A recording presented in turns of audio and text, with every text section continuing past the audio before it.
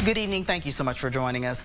Months after an East Texas man was shot and killed at his own birthday party, his killer is going to prison for life. Melvin Guevara Jr. was found guilty this afternoon of killing 22-year-old Kelly Torres last summer.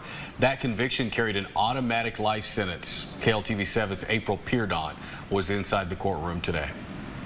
In a crowded Smith County courtroom, families and friends from both victim and defendant side awaited the verdict. The jury found the defendant, Melvin Guevara, to be guilty of the offense of capital murder. Before reaching a jury verdict, more witnesses took the stand today, one of them being Guevara's ex-girlfriend, who revealed that they had broken up and Guevara had been stalking her before he shot her friend, Kelly Torres. She later had joined Torres at the house for his birthday party when Guevara came into the bedroom with a gun. It happened fast.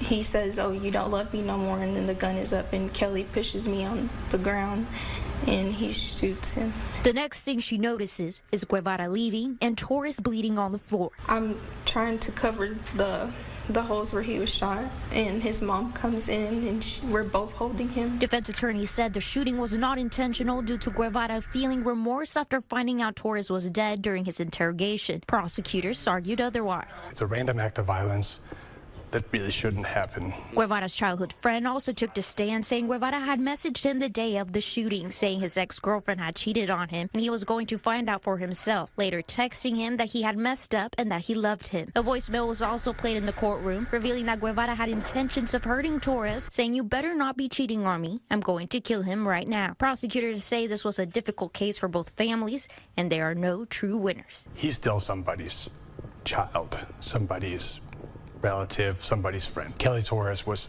also those things, and he left this world. April Peardon, KLTV7 News.